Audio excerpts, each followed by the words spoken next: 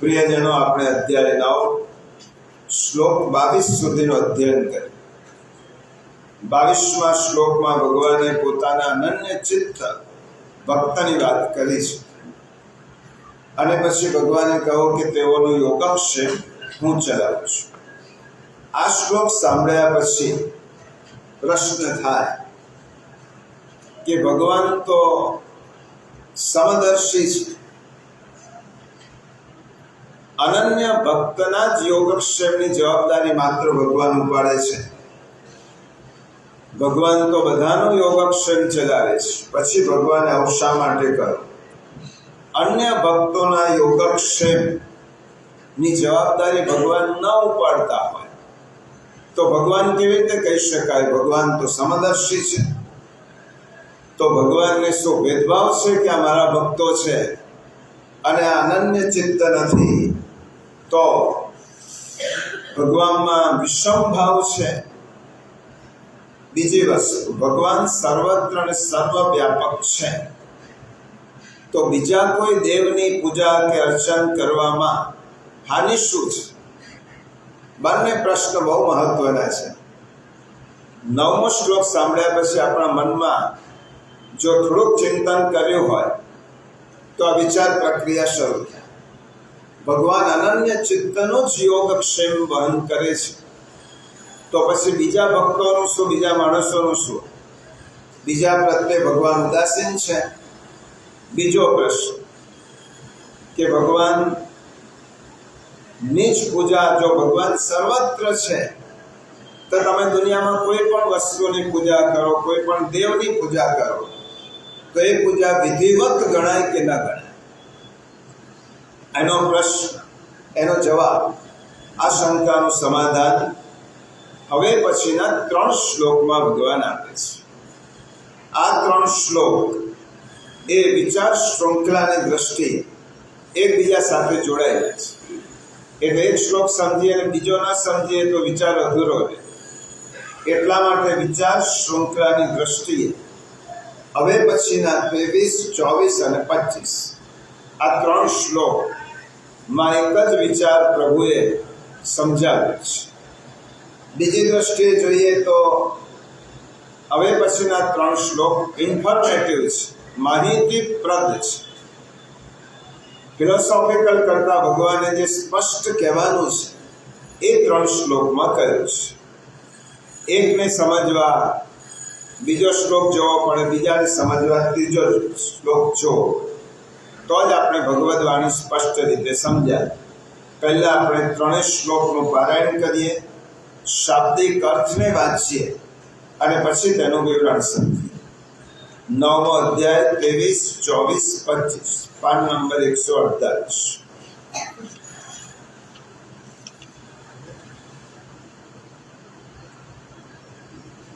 तेईसमो श्लोक पहला, ये पियन्या देवता भक्ता यजन्ते श्रद्धयान्विताः तेऽपि मामेव कौन्तेय यजन्त्या विधिपूर्वकम्. हे कुंती पुत्र, जो के શ્રદ્ધાથી યુક્ત જે સકામ ભક્તો અન્ય દેવતાઓને પૂજે છે તેઓ પણ મને જ પૂજે છે, પરંતુ એમનું તે પૂજન અવિધિપૂર્વકનું એટલે કે અજ્ઞાનપૂર્વકનું છે. હવે ભગવાન કહે છે શા માટે અજ્ઞાનપૂર્વકનું છે? તેનો જવાબ ભગવાને 24મા શ્લોકમાં અહમ હિ સર્વયજ્ઞાનાં ભોક્તા ચ પ્રભુરેવ ચ ન તો મામભિજાનન્તિ તદ્વેદાંતસ્ય મંત્રિતે. સમસ્ત યજ્ઞનો ભોક્તા અને સ્વામી પણ હું જ છું. આમ હોવા છતાં પણ એ સકામ ભક્તો મુજ પરમેશ્વરને તત્વથી નથી જાણતા, માટે જ પતન પામે છે, એટલે કે પુનર્જન્મને પામે છે. અને વિવિધ પ્રકારની ઉપાસના કરે છે. કઈ ઉપાસના કરે છે? જો 25મો શ્લોક. યાન્તિ દેવા વ્રતા દેવાન પિતૃન યાન્તિ પિતરો વ્રતા ભૂતાનિ યાન્તિ ભૂતેચ્યા કિમત્યાજિનો વિમાન. દેવતાઓને પૂજનારા દેવતાઓને પામે છે, પિતૃઓને પૂજનારા પિતૃઓને પામે છે, ભૂતોને પૂજનારા ભૂતોને પામે છે, અને મારું પૂજન કરનારા ભક્તો મને જ પામે છે. માટે જ મારા ભક્તોનો પુનર્જન્મ નથી થતો. આ 3 શ્લોકો આપણે શાબ્દિક અર્થ સમજીએ. આ 3 શ્લોકોમાં 3 સિદ્ધાંતો છે. બહુ સ્પષ્ટ રીતે ભગવાને સ્વયં કહ્યા છે. પહેલો સિદ્ધાંત શું છે? સર્વમ ખલુ ઇદમ બ્રહ્મ. ઈશ્વર બધે જ છે. આ ઉપનિષદનો પહેલો સિદ્ધાંત. બીજો સિદ્ધાંત આ 3 શ્લોકમાં કયો, જે પુષ્ટિ માર્ગમાં શ્રી મહાપ્રભુજીએ જે આપણને વારંવાર કહ્યો છે, અનન્ય આશ્રય. અનન્યનો આશ્રય એ મહત્વનો સિદ્ધાંત આ 3 શ્લોકમાં છે. અને ત્રીજો ઉપાસનાનો સિદ્ધાંત. તમે કોઈની પણ ઉપાસના કરો, સર્વદેવ નમસ્કારમ કેશવમ પ્રતિગચ્છ. તમે કોઈને પણ પૂજો તો તે પ્રભુ કૃષ્ણ સુધી જ જવાનું છે. એટલા માટે આ શ્લોકમાં દેવતાઓની વાત કરી છે, 23મા શ્લોકમાં, 24મા શ્લોકમાં પોતાની વાત કરી છે ભગવાને, અને 25મા શ્લોકમાં જે લોકો વિવિધ ઉપાસનાઓ કરે છે તેની વાત કરે છે. શ્રીમદ ભગવદ્ ગીતાને સમજ્યા વગર પુષ્ટિમાર્ગ પણ ન સમજાય, ભાગવત પણ ન સમજાય, અને બીજા ગ્રંથો પણ ન સમજાય. કારણ કે ગીતામાં સ્વયં ભગવાન સ્પષ્ટ વાતો બહુ જ સરળ શબ્દોમાં કહી છે, અધિકૃત રીતે કહી છે. કારણ કે અધિકૃત રીતે કહેવાનો અધિકાર માત્ર ઈશ્વરનો જ છે.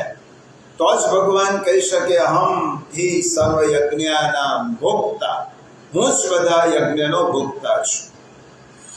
હવે આ 3 સિદ્ધાંતો જે શ્લોકમાં સમજાવ્યા છે, અને તેમાં ભગવાને કહ્યું છે કે આ સૃષ્ટિમાં પરમ તત્વ એક જ છે, અને તે ઉપાસનીય છે.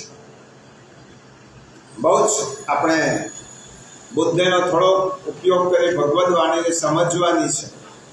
સૃષ્ટિમાં એક જ તત્વ છે. ભલે લોકો જુદા જુદા તત્વોને ભજતા હોય, અને એ જ તત્વની ઉપાસના કરવી જોઈએ, પહેલી વાત. બીજી વસ્તુ, સકામ ભક્તો દેવોની ઉપાસના. જેને કંઈક મેળવવું છે, જેને કંઈક પ્રાપ્ત કરવું છે, ભૌતિક ઈચ્છા છે, એ લોકો દેવોની ઉપાસના કરે છે.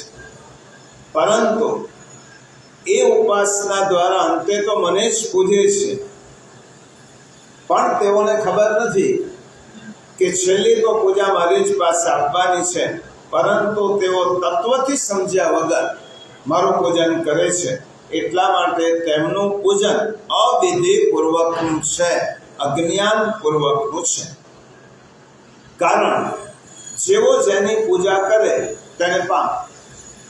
દેવોને પૂજા કરનાર દેવોને પામે, પિતૃઓની પૂજા કરનાર પિતૃઓને પામે, ભૂતોની પૂજા કરનાર ભૂતોને પામે, અને મારી પૂજા કરનાર મને પામે છે.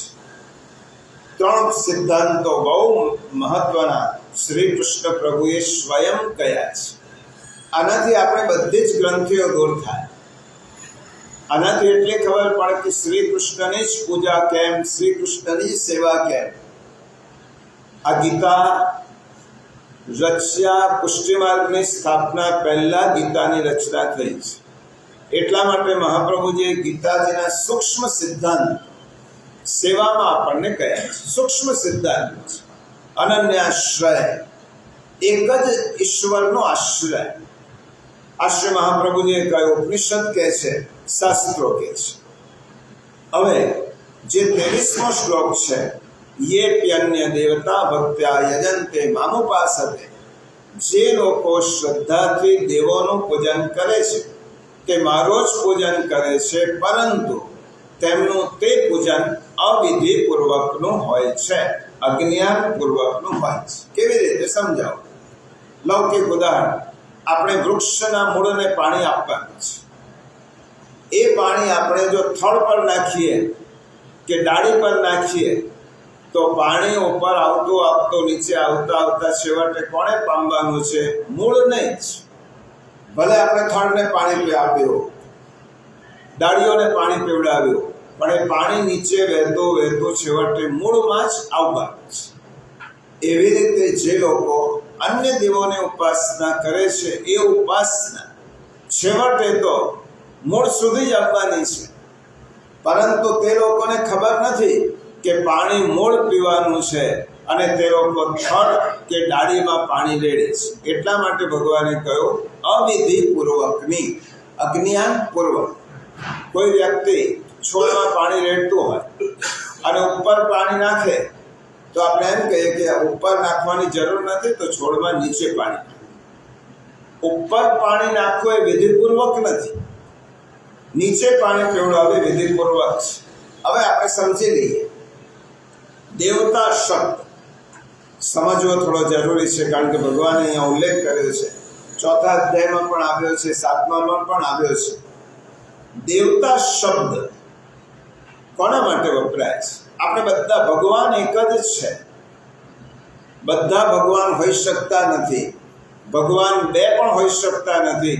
ભગવાન એક જ હોય, માનવ માત્રનો સર્જક, જીવ માત્રનો સર્જક. ઉપાસના પદ્ધતિ બધાની જુદી જુદી. દેવતાઓ એટલે દિવ્ય આત્મા. આપણા કરતા જે દિવ્ય આત્માઓ છે એ દેવતા. જે મધ્યમ આત્માઓ છે એ મનુષ્ય. આપણે બધા મધ્યમ કક્ષાના છે, કારણ કે આપણા ભાથામાં પાપ અને પુણ્ય બેનું ભાથું છે, બેનું ફળ છે.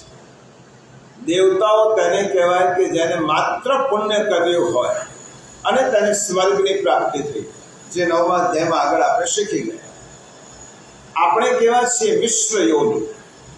પુણ્ય અને પાપ આ બંનેનો ભાથું આપણામાં છે, એટલા માટે આપણને સુખ અને દુઃખ બંને ભોગવવા પડે છે. સ્વર્ગમાં માત્ર સુખ હોય, કારણ કે પુણ્યનું ફળ સુખ છે. દિવ્ય આત્માઓ એ દેવતાઓ, મધ્યમ આત્માઓ એ મનુષ્ય અને અધમ આત્માઓ એટલે જે લોકોએ માત્ર પાપ કર્મ જ કર્યા છે, એટલા માટે એમને મનુષ્ય યોનિ નથી. એમને મૂળ યોનિ મળી છે, પશુ યોનિ મળી છે, અસુરી યોનિ મળી છે, કારણ કે તેમના ભાથામાં માત્ર પાપ જ છે. એટલા માટે અસુરી યોનિ, મૂળ યોનિ, પશુ યોનિ 14મા અધ્યાયમાં ભગવાન વિગતે કહેવાય છે. દેવતા શબ્દનો અર્થ શું છે? દેવ શબ્દ દેવ ધાતુ પરથી બન્યો છે. જેમનામાં દિવ્યતાનો પ્રકાશ છે એને દેવ કહેવાય. જેનામાં દિવ્યતા છે એને દેવ કહેવાય. હવે બધા જ દેવો ભગવાનના અંશાવતારો છે. તમે વરુણ લો, ઇન્દ્ર લો, અગ્નિ લો, સૂર્ય લો, રુદ્ર લો, બ્રહ્મા લો, કોઈ પણ લો, આ બધા જ દેવતાઓ ભગવાનના જ અંશાવતારો છે. કારણ કે ભગવાને 11મા અધ્યાયમાં તો અહીંયા ભગવાને થિયરી કહી છે, 11મા અધ્યાયમાં તો ભગવાને સ્પષ્ટ અર્જુનને બતાવ્યું છે. જો 11મો અધ્યાય સ્તુતિ આપણે બોલીએ છીએ તે પાન નંબર 182 શ્લોક 39, 182 પાન 39 શ્લોક. વાયુર્યમોગ્નિર્વરુણશશાંક પ્રજાપતિસ્ત્વં પ્રપિતામહસ્ય નમો નમસ્તે સહસ્રકૃત્વઃ પુનશ્ચ ભૂયોऽપી નમો નમસ્તે. આપ વાયુ, યમ, અગ્નિ, વરુણ, ચંદ્રમા અને પ્રજાના સ્વામી બ્રહ્મા છો અને બ્રહ્માના પણ પિતા છો. અર્જુન દેખેલું બોલે છે, વિશ્વરૂપ દર્શન. અને જુઓ 22મો શ્લોક એ જ અધ્યાયનો પાઠ નંબર 154. 22મો શ્લોક 174 रुद्रादित्या वशवो ये च साध्या विश्वेश्विनो मरुतश्चोमपाश्च गन्धर्वयक्षासुरसिद्धशृङ्गा वीक्षन्ते त्वां विस्मिताश्चैव सर्वे। 11 रुद्रो, 12 आदित्य, 8 वसुओ, 12 साध्यो, 10 વિશ્વદેવો, 2 અશ્વિની કુમાર, મરુદગણ, પિતૃઓનો સમુદાય, ગંધર્વ, યક્ષ, રાક્ષસ અને સિદ્ધોના સમુદાયો એ બધાએ છત થઈને આપણે જોઈ રહ્યા છે. એટલા માટે દેવનો આ બધા જ દેવો ભગવાનના અંશાવતાર છે. ભગવાનથી કોઈ દેવ જુદો નથી.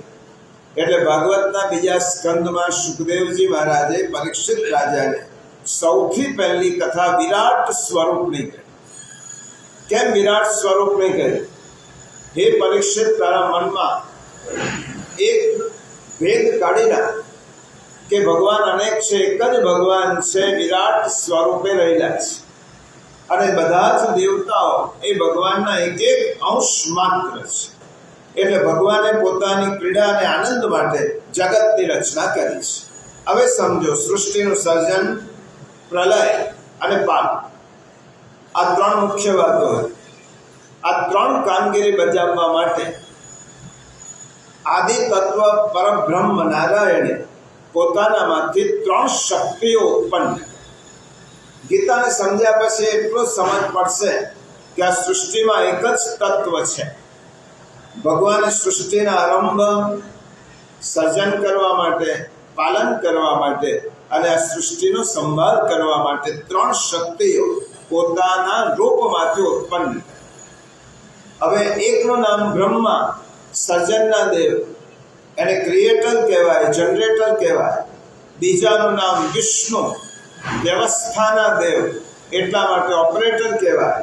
ત્રીજો મહેશ, પ્રલયના દેવ, એ ડિસ્ટ્રોયર કહેવાય.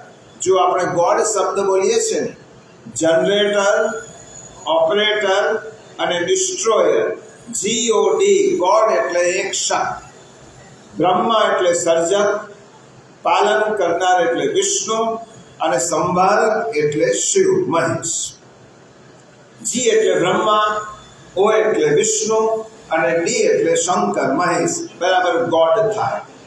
આ ત્રણેય અનુક્રમે ભગવાનની એક સૃજ્યા શક્તિ છે, બીજી પાલન શક્તિ છે અને ત્રીજી સંભાર શક્તિ છે. આ ત્રણેય શક્તિને ભગવાને 3 કાર્ય માટે નિયુક્ત કરી. કોઈ પણ વસ્તુનું સર્જન થાય ત્યારે તેનું વિસર્જન થાય જ. લાંબા ગાળે પણ સર્જન થયો એટલે વિસર્જન થવાનું. તો સર્જનના બ્રહ્મા, તો વિસર્જનના મહેશ.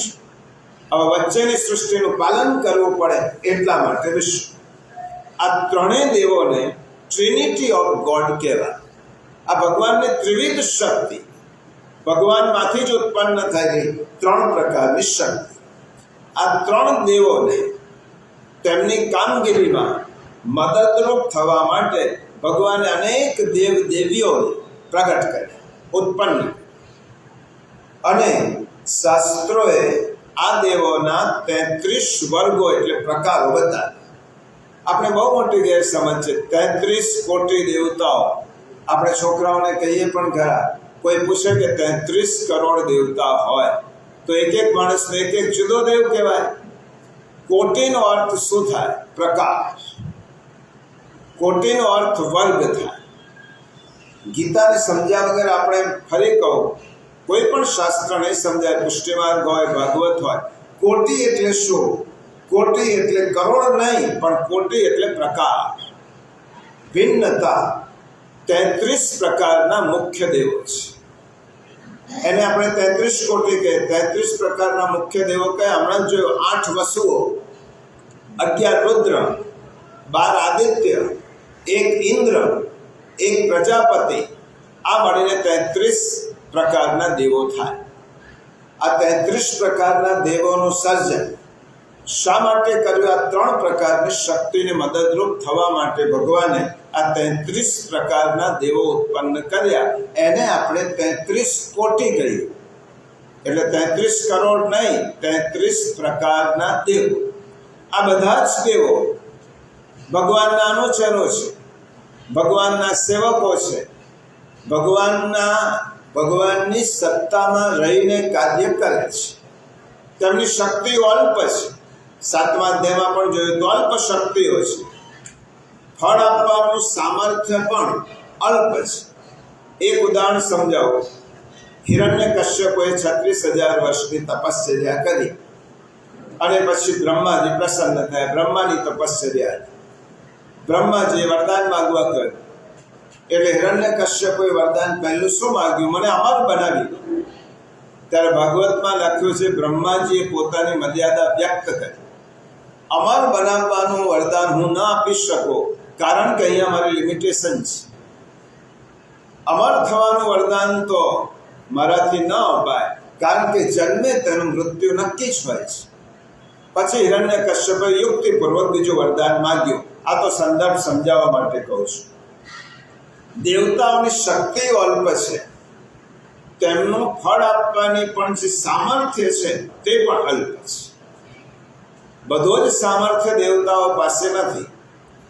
એક આપણા આજના ઉદાહરણ પરથી સમજીએ કે સમગ્ર બ્રહ્માંડ, સમગ્ર સૃષ્ટિ જે આપણે આકાશમાં જોઈએ છે, ખગોળમાં, ભૂગોળમાં, સમગ્ર બ્રહ્માંડ એક બહુ મોટું વ્યવસ્થાપન છે, એક બહુ મોટું મેનેજમેન્ટ છે. આખું બ્રહ્માંડ જે ગીતામાં ભગવાન કહેવાના છે આગળ, એનો CEO, સુપ્રીમ પાવર, એ કોણ છે? સ્વયં ઈશ્વર છે. 18મા અધ્યાયમાં ભગવાન કહે છે ઈશ્વર સર્વભૂતાનામ હૃદય તિષ્ઠતિ ભ્રામયન સર્વભૂતાની યંત્રારૂઢાની માયે. આખી સૃષ્ટિના ચક્રને હું ફેરવું છું યંત્રની જેમ. એટલા માટે સમગ્ર બ્રહ્માંડનો જે વ્યવસ્થાપક છે, CEO છે, સુપ્રીમ પાવર છે, ઈશ્વર છે. સૃષ્ટિના સુચારુ વ્યવસ્થાપન માટે ભગવાને જુદા જુદા કાર્યો માટે જુદી જુદી શક્તિઓને નિયોજિત કરી છે. જુદી જુદી શક્તિઓને ભગવાને એપોઇન્ટ કરી, નિયોજિત કરી, તેને કામ સોંપ. આ શક્તિઓ એટલે કોણ? દેવતાઓ. વરસાદનું કામ ઇન્દ્રને સોંપ્યો, ઉષ્ણતા આપવાનું કામ સૂર્યને સોંપ્યું, શીતળતા માટે ચંદ્રને નિયુક્ત કર્યો. આ બધી જ નિયુક્તિ વરુણ દેવ છે, વાયુ દેવ છે, અગ્નિદેવ છે. ઉપનિષદમાં પણ કથા છે, પણ આપણે એમાં આજે જતા નથી. આ દેવતાઓને ભગવાને જુદી જુદી શક્તિઓ માટે જુદું જુદું કાર્યક્ષેત્ર સોંપ્યું. આ દેવતાઓનું કાર્ય નિશ્ચિત. જલનું કામ જલ જ કરી શકે, અગ્નિ ન કરી શકે. અગ્નિનું કામ અગ્નિ જલ ન કરી શકે. વાયુનું કામ વાયુ જ કરી શકે. સૂર્યનું કામ સૂર્ય કરી શકે. તેમની સત્તા નિશ્ચિત, તેમનું કાર્ય નિશ્ચિત, તેમનો અધિકાર નિશ્ચિત, સત્તા ક્ષેત્ર એમનો નિશ્ચિત. અને આજની ભાષામાં કેવું હોય તો તેમને મળતી ગ્રાન્ટ પણ નિશ્ચિત. એટલે કોઈ અધિકારી પાસે અમુક પૈસા માંગે તેમ શું કે ભાઈ મને જ આટલી ગ્રાન્ટ મળે છે તો હું તને શું મદદ કરું? એટલા માટે તેમને મળતી ગ્રાન્ટ નિશ્ચિત, સત્તા નિશ્ચિત, કાર્યક્ષેત્ર નિશ્ચિત. જેમ રાજ્ય કે રાષ્ટ્રનો વહીવટ ચલાવવા માટે તલાટી હોય, મામલતદાર હોય, કલેક્ટર હોય, સચિવ હોય, પ્રધાન હોય, આ બધા હોય. નિશ્ચિત જવાબદારી એમને સોંપવામાં આવી હોય. તેઓ તેમનું કાર્ય કરવા માટે બંધાયેલા છે. તેમના કાર્યક્ષેત્ર હેઠળ કેટલાક અધિકારો પણ તેમને આપ્યા છે, પાવર્સ. હવે તેમની સત્તા પણ નક્કી કરવાની છે. હવે તમે કોઈ અધિકારીનો સત્કાર કરો તો એ સત્કાર અધિકારીનો નથી થયો, શાસનનો સત્કાર. તમે કોઈ કલેક્ટરને, મામલતદારને, પ્રધાનને જ્યારે બહુમાન કરો સારું કરવા માટે, તે બહુમાન કોનું થયું છે? વિધિપૂર્વક ભગવાનનું સત્તાનું જ થયું છે. પરંતુ તે નિયુક્ત કરેલા પ્રતિનિધિઓ છે. હવે આવી રીતે વિવિધ દેવતાઓનું પૂજન થાય છે. એમાં અગ્નિ પણ આવે, સૂર્ય આવે, વાયુ આવે, વરુણ આવે, બધા જ આવે, ઇન્દ્ર પણ આવે. એમની જવાબદારી નિશ્ચિત હોય છે, કાર્યક્ષેત્ર નિશ્ચિત હોય છે.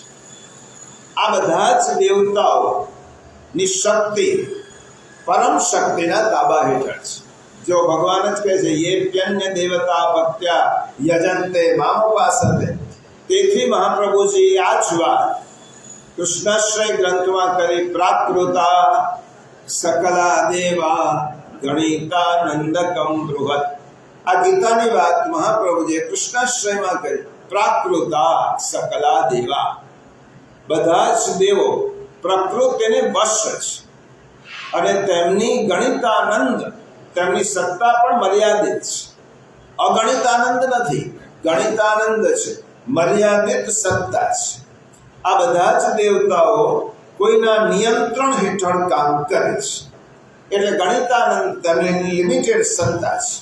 હવે આ શ્લોકમાં ભગવાને કહ્યું એમનું પૂજન શ્રદ્ધાથી કરે છે. એ પૂજન અવિધિપૂર્વકનું છે, અજ્ઞાનપૂર્વકનું છે. બરાબર સમજો. આખી ગીતાને ન સમજે ને આટલી જ વાત માણસ વાંચે તો તે કદાચ ગીતાને ન અન્યાય કરવાનો સંભવ છે. ભગવાને કહ્યું દેવતાઓનું શ્રદ્ધાથી જે પૂજન કરે છે તે છેવટે મારું જ પૂજન છે. પરંતુ દેવતાઓની કરેલી પૂજા અવિધિપૂર્વકની, અજ્ઞાનપૂર્વકની છે. એનું કારણ શું છે? દેવોની પૂજા કરનાર પરમાત્માને સમજતા નથી, એ મૂળ તત્વને સમજતા નથી અને ભેદભાવ રાખે છે. આ દેવ મોટો છે, આ દેવ નાનો છે. ભગવાન કરતા આ દેવ પાસેથી મને વધારે મારી કામનાઓ પૂર્ણ થશે. ભગવાન કેમ કહે છે? પરમાત્મા તત્વને સમજ્યા વગર તમે દેવતાઓની પૂજા કરો. ભગવાનના અંગ સમજી. સૂર્યને આપણે વંદન કરીએ છીએ. કેમ? સૂર્ય એ પ્રભુના નેત્ર છે. તમે આવી રીતે જ્યારે સૂર્યને વંદન કરશો ત્યારે સૂર્ય તરફ તમારી જોવાની દ્રષ્ટિ બદલાશે. ઠાકોરજીના નેત્ર છે. ભગવાનને આખા બ્રહ્માંડને જોવું છે તો ભગવાન પોતાના સૂર્યરૂપી નેત્રો દ્વારા જુએ છે. એટલે સૂર્ય એ ભગવાનના ચક્ષુ છે. પુરુષોત્તમાં પણ કહ્યો ચક્ષુહો અજાયત. સૂર્ય એ ભગવાનની આંખમાંથી ઉત્પન્ન થયા છે. એટલા માટે ભેદભાવ કરીને જે પૂજા કરે છે દેવો, એટલા માટે અવિધિપૂર્વક કહ્યું. ખોટું છે એમ નથી કહ્યું, અવિધિપૂર્વક કહ્યું. કારણ કે એ ભેદભાવ મનમાં સમજે છે કે ભગવાન જુદો અને દેવતા જુદો. દેવતા ભગવાન કરતા જુદા નથી. આ ભેદ એમના મનમાં છે. એટલા માટે રમણ મહર્ષિ તેમના ઉપદેશ સારમાં કહે છે ભેદ ભાવના સ્વનિત્ય સૌ ભાવના વિદા પાવની મતા. ભેદ ભાવના કરતા તે હું છું એ અભેદ ભાવ શ્રેષ્ઠ છે. આ મોટો, આ નાનો, એના કરતા હું જ ઈશ્વર છું એ ભાવ વધારે ફળદાયી છે. કઠોપનિષદમાં કહ્યું મૃત્યો સમૃત્યુમ ગચ્છતિ યહ ઇહ નાનેવ પશ્યતિ. જે કોઈ આ જગતમાં ભિન્ન ભાવ જુએ છે, આ મોટો, આ નાનો, આનો ભગવાન, આનો દેવ મોટો, આનો દેવ નાનો, ભિન્ન ભાવ જુએ છે, એ પુરુષ મૃત્યુથી મૃત્યુને પ્રાપ્ત થાય છે. એટલે કે વારંવાર આવાગમન જન્મ મરણના ચક્રમાં પડે છે. દેવો કરતા ભગવાનને જુદા માનવા. 23મા શ્લોકનો સાર આટલો જ છે. દેવો કરતા ભગવાનને જુદા માનવા. આ હાથ છે, હાથ મારા કરતા જુદું છે. આંખ છે, આંખ મારા કરતા જુદી છે. કાન છે, મારા કરતા જુદા નથી. તો હાથને હું મારા કરતા જુદો માનું તો એ મારું અજ્ઞાન છે. હાથ, આંખ, કાન, પગ, હાથ બધું જ છે ઇન્દ્રિયો, એ મારી છે, મારા સુખ માટે છે. એટલા માટે દેવો કરતા ભગવાનને જુદા માનવા અથવા દેવોને જ ભગવાન માની લેવા આ જ્ઞાન છે. આટલો સમજો 23મા શ્લોકનો સાર. દેવોને જ ભગવાન માનવા અથવા દેવોને ભગવાનથી જુદા માનવા અને ભેદભાવ રાખવો એ અજ્ઞાન છે. આટલો સમજ્યા પછી શા માટે અજ્ઞાન છે? કારણ કે ભગવાન હવે 24મા શ્લોકમાં કહે છે અહમ હિ સર્વયજ્ઞાનામ ભોક્તા ચ પ્રભુરેવ ચ ન તો મામ વિજાનંતિ તત્વેનાતસ્યવંતિ તે. સમસ્ત યજ્ઞનો ભોગતા. જો શા માટે ભગવાને આ વિધિપૂર્વક કહ્યું એનો જવાબ 24મા શ્લોકમાં આપે. હું જ સમસ્ત યજ્ઞનો ભોગતા, સ્વામી પણ હું જ છું. આમ હોવા છતાં પણ એ સકામ ભક્તો મુજ પરમેશ્વર તત્વથી નથી જાણતા, માટે પતનને કે પુનર્જન્મને પામે છે. અહીંયા શું આવ્યું? યજ્ઞ શબ્દ આવે. આ જ અધ્યાયના 16મા શ્લોકમાં ભગવાન આ વાત થોડી કહી ગયા છે. જો 9મો અધ્યાય 16મો શ્લોક કાઢો, અહમ ઈ સર્વ યજ્ઞાનામ ભગવાને કહ્યું, અને 9મા 145 પાન ઉપર ભગવાને આ જ વાત કરી છે. થોડી પાન 145 9મા અધ્યાય 16મો શ્લોક. અહમ ક્રતોરહમ યજ્ઞઃ સ્વદાહમ અહમૌષધમ મંત્રોહમહમે વાચ્યમ અહમ અગ્નિ અહમ ભૂતમ. ક્રતો એટલે શ્રૌત કર્મ, યજ્ઞ એટલે પંચમહાયજ્ઞ વગેરે સ્માર્ત કર્મ હું છું. સ્વધા એટલે પિતૃઓને તર્પણ રૂપે અપાતું અન્ન હું છું. ઔષધ હું છું. મંત્ર હું છું. ઘૃત હું છું. અગ્નિ હું છું. અને હવન રૂપી ક્રિયા પણ હું જ છું. હવે ભગવાને 24મા શ્લોકમાં શું કહ્યું? યજ્ઞ શબ્દ. અહીંયા જે ભગવાને કહ્યું 16મા શ્લોક, આ બધું હું જ છું. તે શા માટે કહ્યું છે? આપણા અહંકારને દૂર કરવા. 16માં કહ્યું અને પછી 23માં કહ્યું, 24માં શા માટે? એકને એક વાત ભગવાને કેમ રિપીટ કરી? પહેલું કારણ એ છે, 16મા શ્લોકમાં આપણા મનમાં અહંકાર હોય. આ હું કરું છું, આ મેં કર્યું, આ મારાથી થયું, આ કામ મેં કર્યું, આ દાન મેં આપ્યું, આ યજ્ઞ મેં કર્યો, આટલા લોકોને મેં પોષણ આપ્યું. આ જે મારું હું છે એ દૂર કરવા માટે 16મા શ્લોકમાં ભગવાને કહ્યું, તું કશું જ કરતો નથી, બધું હું જ છું. કરનાર પણ હું છું, તને પ્રેરણા આપનાર પણ હું છું. એટલા માટે આપણા અહંકારને દૂર કરવા માટે 16મો શ્લોક કરે. પછી હવે ભગવાન યજ્ઞની વાત કેમ કરે છે આ શ્લોકમાં? 24મા શ્લોકમાં પોતાની ઈશ્વરત્વ પ્રગટ કરે છે. 24મા શ્લોક, ઈશ્વરત્વ ભોક્તા અહમ હિ સર્વ યજ્ઞાનામ. પોતાનું ઈશ્વરત્વ પ્રભુ પ્રગટ કરે. હું કોણ છું?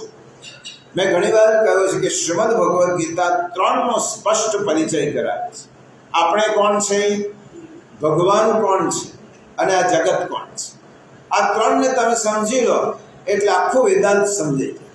હું કોણ, ભગવાન કોણ, અને આ સૃષ્ટિ શું છે. અહીંયા ભગવાને 24મા શ્લોકમાં કહ્યું છે, અહમ હિ સર્વ યજ્ઞાનામ. પોતાનું ઈશ્વરત્વ ભગવાને પ્રસ્થાપિત કર્યું છે, પ્રતિપાદન કર્યું છે. પુરુષોત્તમ સહસ્ત્ર નામ સ્તોત્ર વૈષ્ણવ નિત્ય પાઠ કરે છે. તેમાં ભગવાનના આ નામને આધારે શ્રી મહાપ્રભુજીએ જે નામો પ્રગટ કર્યા છે, વેદ કરતા, યજ્ઞ કરતા, સર્વ કરતા, મિતાત્મક. એમાં શું કહ્યું? યજ્ઞ કરતા. યજ્ઞ કરતા ભગવાન છે. પછી શું કહ્યું? યજ્ઞાંગો યજ્ઞવારાહો ભૂધરો ભૂમિપાલક. ભગવાન કોણ છે?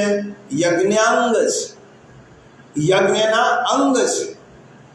યજ્ઞવારાહો, યજ્ઞ કરાવનાર ભગવાન છે. પછી પાછો કહ્યું મહાપ્રભુજીએ, યજ્ઞ જીવન હેતુશ્ચ યજ્ઞ સ્વામિષ્ટ બોધક. યજ્ઞ જીવન હેતુશ્ચ, યજ્ઞના હેતુ ભગવાન અને યજ્ઞના સ્વામી ભગવાન. અહીંયા ભગવાન શું કહે છે? જુઓ, અહમ હિ સર્વ યજ્ઞાનામ ભોક્તા ચ પ્રભુરેવ ચ. પ્રભુનો અર્થ શું થયો? સ્વામી. ગીતામાં ભગવાને સ્વયં કહ્યું કે યજ્ઞનો સ્વામી છું. પુરુષોત્તમ સહસ્ત્ર નામમાં મહાપ્રભુજી શ્રીમદ ભાગવતના જે નામ આપે છે તેમાં કહ્યું યજ્ઞ સ્વામિશ્ચ બોધક. ભગવાન કેવા છે? યજ્ઞ સ્વામી છે. પછી આગળ કહ્યું યજ્ઞ રૂપ મૃગશાંત સહિષ્ણુ સત્પરાક્રમ. યજ્ઞ રૂપ છે. શ્રી મહાપ્રભુજી જેવી રીતે પુરુષોત્તમ સહસ્ત્રમાં કહ્યું એવી રીતે કયા કયા નામ આપ્યા પુરુષોત્તમ સહસ્ત્ર નામમાં વલ્લભાચાર્યજીએ? યજ્ઞ કરતા, યજ્ઞાંગ, યજ્ઞ જીવન, યજ્ઞ સ્વામી, યજ્ઞ રૂપ. અહીંયા ભગવાને શું કહ્યું? અહમ હિ સર્વ યજ્ઞાનામ ભોક્તા. બધા યજ્ઞનો ભોક્તા હું છું. એવી જ રીતે વિષ્ણુ સહસ્રનામમાં ભીષ્મદાદાએ યજ્ઞના સ્વામી ભગવાન છે સમજાવવા માટે 12 નામ આપ્યા છે. યજ્ઞો યજ્ઞપતિ યજ્વા, યજ્ઞાંગો યજ્ઞવાહનમ, યજ્ઞભૃત યજ્ઞકૃત યજ્ઞી, યજ્ઞભુક યજ્ઞસાધન, યજ્ઞાંતકૃત યજ્ઞગુહ્યમ, મન્નાંત એવ ચ. કેટલા નામ કયા? યજ્ઞ રૂપ. કૃષ્ણ કેવા છે? ઈશ્વર યજ્ઞ રૂપ છે, યજ્ઞના સ્વામી છે. યજવા એટલે યજ્ઞ કરનાર, જે યજમાન છે એ પણ ભગવાન છે. યજ્ઞના અંગરૂપ, યજ્ઞનું વહન કરનાર, યજ્ઞને ધારણ કરનાર, યજ્ઞના કર્તા, યજ્ઞની આરાધનાનો સ્વીકાર કરનાર, યજ્ઞના ભોગતા, યજ્ઞ દ્વારા પ્રાપ્ત થનારા અને યજ્ઞની પૂર્ણાહુતિ કરનારા ભગવાન કૃષ્ણ છે. અહીં ભગવાને જે કૃષ્ણએ કહ્યો, જે મહાપ્રભુજીએ કહ્યો, એ વાત ભગવાન કહે છે અહમ હિ સર્વ યજ્ઞાનામ ભોક્તા ચ પ્રભુરેવ ચ. 24મો શ્લોક જુઓ. હું યજ્ઞનો ભોક્તા અને સ્વામી પણ છું. આમ હોવા છતાં એ સકામ ભક્તો મુજ પરમેશ્વરને તત્વથી નથી જાણતા, માટે તેઓ પુનર્જન્મને પામે છે. હવે ગીતાના સિદ્ધાંતને લીલા રૂપે ભાગવતમાં ભગવાને બતાવ્યા છે. ભાગવત દ્રષ્ટાંત છે, ભાગવત, અને ગીતામાં સિદ્ધાંત છે. 700 શ્લોકમાં ભગવાન બધા સિદ્ધાંતો કહે અને 18,000 શ્લોકમાં ભગવાને સિદ્ધાંતોના દ્રષ્ટાંતો કહ્યા છે. હવે જો શ્રીમદ ભાગવતની કથા આપણે સાંભળી છે. 2 પ્રસંગો યાદ કરાવો. 2 પ્રસંગો ભાગવતના જોઈએ. આટલો આપણા મનમાં સમજો. યજ્ઞ કરતા, યજ્ઞ ભોગતા, અહમ હિ સર્વ યજ્ઞાનામ ભોગતા ચ પ્રભુરેવ. ભગવાન કહે છે બધા જ યજ્ઞનો ભોગતા હું છું. અને જે લોકો મને છોડીને એ સામગ્રી જ્યારે બીજાને આપે છે ત્યારે એ લોકો અવિધિપૂર્વક છે, એ લોકો મને સમજતા નથી, તત્વને જાણતા નથી અને પુનર્જન્મને પ્રાપ્ત થાય છે. આ મુખ્ય સિદ્ધાંત. હવે જો પહેલો પ્રસંગ શ્રી કૃષ્ણ પ્રભુ, આ ભાગવતનો પ્રસંગ છે. શ્રી કૃષ્ણ ભગવાન ગોપ સખાઓ સાથે વનમાં ગૌચરણ કરવા માટે ગયા છે. આ બધી કથાઓ આપણે સાંભળી છે, પણ ગીતાના સિદ્ધાંતને આધારે જો દ્રષ્ટાંત સાંભળીએ ને તો એ સિદ્ધાંત આપણા મગજમાં બરાબર બેસી. ગોપ કુમારોને ભૂખ લાગી છે. બધા જ ગોવાળો ભગવાન કૃષ્ણની પાસે જઈને કહેવા લાગ્યા, નંદકુમાર લાલા, અમને તો બહુ ભૂખ લાગી છે. આજે ઘેરથી છાક લાવ્યા નથી. હવે બપોરનો સમય છે, ભૂખ લાગી છે, શું કરવાનું? ભગવાને કહ્યું અમને ભૂખ બહુ જ પીડા આપે છે, લાલા કે જમવાની વ્યવસ્થા ગોઠવો. અને તે વખતે ભગવાને કહ્યું જો અહીંથી થોડે દૂર એક બહુ મોટો પંડાલ બાંધેલો છે. એ પંડાલમાં કેટલાય બ્રાહ્મણો યજ્ઞ કરે છે. યજ્ઞ કરી અને સ્વાહા કરે છે, મંત્રની આહુતિ આપે છે, યજ્ઞ કરે છે. એ વેદવાદી બ્રાહ્મણો યજ્ઞ કરે છે સ્વર્ગની કામનાથી, મારી કામનાથી નહીં, પણ એમને સારા કામનાઓ ભોગવવી છે, સુખ મેળવવું છે, એટલા માટે આ યજ્ઞ કરે છે. તમે એમની પાસે જાઓ અને મારું નામ લઈને કહેજો કે અમારા કૃષ્ણએ થોડીક સામગ્રી મંગાવી છે, કારણ કે ભૂખ લાગી છે એટલા. આ ભાગવતના અક્ષરશઃ પ્રસંગને હું કહું છું, બહુ સંક્ષેપમાં કહું છું. શ્રી કૃષ્ણ અને બલરામના કહેવાથી આ ગોપ સખાઓ યજ્ઞના પંડાલમાં આવે.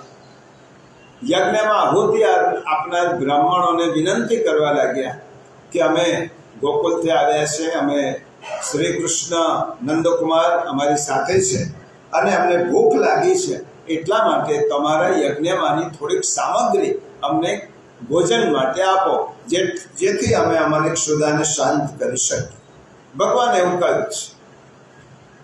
ગોપ સખાઓએ માગ્યું એ ખરું, ભગવાન નામે લીધો.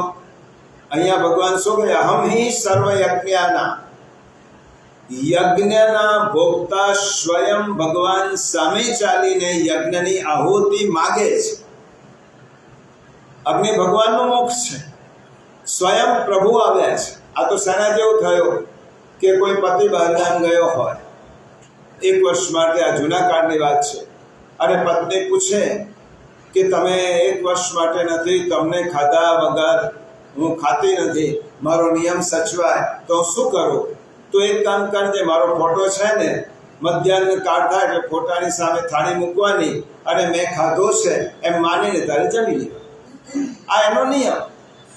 અચાનક સરપ્રાઈઝ આપવા માટે પતિ બહારનો ખખડાવ્યો, આવ્યો, પતિને જોયો. પતિને જોયા પછી પેલીનો તો નિયમ હતો કે ચિત્રને ખવડાવ્યા પછી જ ખાવાનો. એટલે પતિ આવી ગયો, સામે દેખ્યો પણ ખરો પતિને, એનું જ ચિત્ર છે, એની સામે થાળી મૂકી અને જમાડવા લાગી. પેલા પતિએ કહ્યું મને ભૂખ લાગી છે. ના, મારો નિયમ છે કે પહેલા ચિત્રને જમાડવું પછી હું જમું. ભલે તમે આવ્યા છો, થોડી વાર બેસો. ચિત્રમાં જે પતિ છે એ તો સન્મુખ આવી ગયો છે, સાક્ષાત આવ્યો છે, તો પહેલું એને ખવડાવવું જોઈએ કે ચિત્રને ખવડાવવું જોઈએ? ભગવાન સ્વયં આવીને બ્રાહ્મણોને કેવડાવ્યો, હું આવી ગયો છું, મને મારા યજ્ઞની સામગ્રી, મને ભૂખ લાગી છે, સામગ્રી. બ્રાહ્મણો તો સ્વર્ગની કામનાથી. જો હવે 23મા શ્લોકનો અનુસંધાન કરજો. અવિધિપૂર્વકની પૂજા છે. વિધિ કોને કહેવાય? સ્વયં આવેલાને ભોજન કરાવવું એનું નામ વિધિ કહેવાય. અને આવેલાને છોડીને તેના ચિત્રને ભોજન કરાવવું એ અવિધિ કહેવાય. એટલા માટે સ્વર્ગની કામનાથી યજ્ઞ કરતા બ્રાહ્મણોએ આ ગોપ સખાઓનું સાંભળ્યું છે. સાંભળ્યું ના સાંભળ્યું, કર્યું કે અને યજ્ઞ કરવા દે. ગોપ સખાઓ પાછા આવે. હવે ભગવાનને કહેવા લાગ્યા કે પરીક્ષિત રાજાને સુખદેવજી ગીતાનો સિદ્ધાંત દ્રષ્ટાંત રૂપે કહી રહ્યા છે. અને સુખદેવજી પરીક્ષિત રાજાને આ જ વાત કરે છે.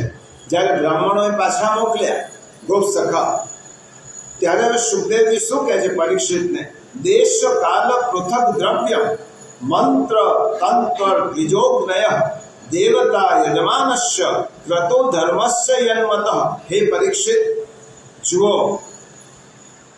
બહુ ભણેલા બ્રાહ્મણોએ કેટલી મોટી ભૂલ કરી. દેશ, કાળ અને અનેક પ્રકારની સામગ્રીઓ, જુદા જુદા મંત્રો, અનુષ્ઠાનની પદ્ધતિ, ઋત્વિજ, બ્રહ્મા વગેરે યજ્ઞ કરાવનારા અગ્નિ, દેવતા, યજમાન, યજ્ઞ અને ધર્મ, આ બધા રૂપોમાં એકમાત્ર ભગવાન શ્રી કૃષ્ણ પ્રગટ રૂપે રહેલા છે અને તેમની પાસે માગે છે, છતાં પણ તેઓ આપતા નથી. સ્વયં પ્રભુ જે યજ્ઞ ભોગતા છે એ પ્રભુએ જ્યારે માગ્યો, પછી સુખદેવજી કહે છે, આ 2 શ્લોકમાં સુખદેવજીએ પણ ગીતાનો સિદ્ધાંત સમજાવ્યો છે. તમ બ્રહ્મ પરમં સાક્ષાત ભગવંતમ અધોક્ષજમ મનુષ્ય દ્રષ્ટ્યા દુષ્પ્રજ્ઞા મર્ત્યાત્માનો ન મેનિરે. ભગવાને શું કહ્યું? પુનર્જન્મ પામે છે. સુખદેવજી શું કહે છે? તેજ ઇન્દ્રિયાતીત પરમ ભગવાન શ્રી કૃષ્ણ સ્વયં ગોપ કુમારો દ્વારા ભોજન માગી રહ્યા છે, પરંતુ તે મૂળ બ્રાહ્મણો જે પોતાને જ શરીર માની બેઠા છે, તેઓ ભગવાનને પણ એક સાધારણ મનુષ્ય તરીકે ગણ્યા. આ સુખદેવજી કહે છે, સાધારણ મનુષ્ય તરીકે ગણ્યા, આદર ન કરે. યજ્ઞમાં આહુતિ આપી પણ યજ્ઞના કરતા સ્વયં આવ્યા તો ના. હવે ગોપકુમારોને ભગવાને કહ્યું, જાઓ તમે એમની પત્ની પાસે. ભગવાનને સ્વરૂપનું જ્ઞાન તો કરાવવાનું જ હતું. તમે એમની પત્નીઓ પાસે, યજ્ઞ કરનાર જે બ્રાહ્મણો છે એમની પત્નીઓ પાસે. અને ગોપ સખાઓ બ્રાહ્મણોની પત્નીઓ પાસે આવ્યા અને બ્રાહ્મણોની પત્નીઓ પાસે આવીને આ જ કહેવા લાગ્યા, શ્રી કૃષ્ણ પ્રભુ અહીં પધાર્યા છે અને એમને ભૂખ લાગી છે અને થોડીક સામગ્રી ની ઈચ્છા છે. હવે જો મંત્રોથી ભગવાનનું વર્ણન થઈ શકે, ભગવાન મળે નહીં. મંત્રો ભગવાનનું વર્ણન કરી શકે, ભગવાન કેવા છે, પણ ભગવાન મળે નહીં. ભગવાન મળે ભક્તિથી, ભગવાન મળે મનના ભાવથી. આ બ્રાહ્મણોને વેદ પાઠ મળે હતો, ભગવાનને ઓળખી ન શક્યા, ભગવાનનું વર્ણન કરતા હતા મંત્રો, પણ ભગવાનને ઓળખી ન શક્યા. અને આ બ્રાહ્મણ પત્નીઓ જે વખતે સાંભળ્યો તે જ સમયે એમ થયું કે પ્રભુ પધાર્યા છે. ગાંડી ઘેલી થઈ, રસોડામાં ગઈ, 4 પ્રકારની સામગ્રીઓ સિદ્ધ કરી અને ભગવાન માટે છાપડી ભરીને પેલા ગોપ સખાઓની પાસે ગઈ કે ચાલો ક્યાં છે કૃષ્ણ પ્રભુ, અમારે સામગ્રી આરોગાવી છે. વેદ ભણેલા બ્રાહ્મણો પ્રભુને ન ઓળખી શક્યા, પરંતુ કશું જ ન ભણેલી બ્રાહ્મણની પત્નીઓ પ્રભુને ઓળખી અને પ્રભુનું નામ સાંભળતા પહોંચી ગઈ અને અનેક સામગ્રી સિદ્ધ કરી ભગવાનને આરોગવા માટે ગઈ. ભક્તિ ભાવથી પ્રભુને જમાડ્યા. કૃષ્ણ ભગવાને વરદાન પણ આપ્યું.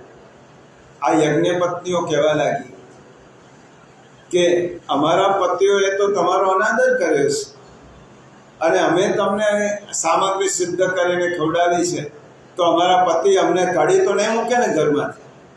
ત્યારે ભગવાને કહ્યું, જાઓ, મારા સ્વરૂપનો પરિચય તમારા દ્વારા થશે. એ લોકો મને નથી ઓળખી શક્યા, પણ તમારા દ્વારા મારા સ્વરૂપનો એમને પરિચય થશે. અને પછી પત્નીઓ ઘેર આવી. પત્નીઓએ જ્યારે પ્રભુની વાત કરી ત્યારે બ્રાહ્મણોને બહુ પસ્તાવો થયો. જે સ્વયં ઈશ્વર યજ્ઞના ભોગતા અમારી પાસે માગવા માટે આવ્યા અને અમે ન આપી શક્યા, અમારું અધૂરું કાર્ય તમે પૂરું કર્યું છે. ધિક જન્મ. હવે સુખદેવજી કહે છે, ભાગવતમાં લખ્યું છે, આ બ્રાહ્મણો પોતાની જાતને ધિક્કારે છે. આ મંત્રો મોડે કર્યા, વેદો મોડે કર્યા, યજ્ઞ યાગાદિ કર્યા, શું મળ્યું? ધિક જન્મ નસ્ત્રવૃદ્ધ વિદ્યામ ધિક ધિક વ્રતમ ધિક બહુજ્ઞતામ ધિક કુલમ ધિક ક્રિયા દાક્ષ્યમ વિમુખાયે ત્વધોક્ષજે. અરે અમે ભગવાન કૃષ્ણને ન ઓળખી શક્યા, અમે તેમનાથી વિમુખ થયા. યજ્ઞ ભોગતા સ્વયં અમારી પાસે અન્નની માગણી કરવા આવ્યા અને અમે સ્વર્ગાદી સુખોની ઈચ્છાવાળા હોવાથી તેમનો અનાદર કર્યો. અમારો ઊંચા કુળમાં જન્મ થયો એને ધિક્કાર છે. અમે ગાયત્રીની દીક્ષા લીધી એને પણ ધિક્કાર છે. વેદાધ્યયન કર્યો એને પણ મોટા મોટા યજ્ઞો કર્યા, શું મળ્યું? સ્વયં પ્રભુને ન ઓળખી શક્યા. અમારે વિદ્યા વ્યર્થ ગઈ, અમારા વ્રત નકામા ગયા, અમારું વેદ પાઠ નકામું ગયું, અમારી વિદ્વત્તા નકામી. ઊંચા કુળમાં જન્મ થયો તેથી શું થયું? અમે પ્રભુને ન ઓળખી શક્યા. આમ બ્રાહ્મણોને પોતાના અપરાધની સ્મૃતિ, પશ્ચાતાપ થયા. પહેલું દ્રષ્ટાંત બહુ મહત્વનો શ્લોક છે. આજે 3 શ્લોકો તો પૂરા નહીં થાય, એટલા માટે પહેલો દ્રષ્ટાંત આ છે. બીજો મહત્વનો દ્રષ્ટાંત શ્રીમદ ભાગવત, પણ એ થોડો વિગતે લેવાનું છે. કારણ કે ભગવાને શું કહ્યું છે? અહમ હિ સર્વયજ્ઞાનામ ભોક્તા ચ પ્રભુરેવ ચ. સમસ્ત યજ્ઞોનો ભોક્તા, સમસ્ત યજ્ઞોનો સ્વામી હું છું. અને મારી હાજરીમાં જ બીજા દેવતાઓને જ્યારે યજન કરવામાં આવે અને મને ભિન્ન સમજવામાં આવે ત્યારે તેમનો સૌથી મોટો આ અન્યાશ્રય છે, અનન્યાશ્રય નથી. અને તેના માટે શ્રીમદ ભાગવતમાં ખૂબ સરસ લીલાનું વર્ણન કર્યું છે. એને સરસ લીલા કહેવાય, એને આશ્રય લીલા કહેવાય, એને ગોવર્ધન ધર લીલા કહેવાય. અને ભગવાને ગીતામાં જો સંયોગ કેવો ઊભો કરે છે. આવતા વખતે આપણે આ જ પ્રસંગ લેવાનો, ગિરિરાજ ગોવર્ધન ધર લીલા શ્લોકના સંદર્ભ. અને ચોથા દિવસે ગિરિરાજ ધારણ થવાનું હવેલીમાં. કારતક સુદ 51નો દિવસ બહુ દૂર નથી, આવતા રવિવાર પછી. એટલે આવતા રવિવાર ભગવાન આ શ્લોકનો જ સિદ્ધાંતને આપણે દ્રષ્ટાંત રૂપે સમજવાનું છે. અહમ, હું યજ્ઞનો કર્તા છું અને યજ્ઞનો સ્વામી છું. છતાં પણ કેટલાક લોકો મને ન ઓળખતા બીજા દેવોનું યજન પૂજન કરે છે ત્યારે ભગવાને ગિરિરાજ ગોવર્ધન લીલામાં કેટલું સુંદર રીતે આખો સિદ્ધાંત સમજાવે છે. એની વાત આવતા રવિવારે કરીશું.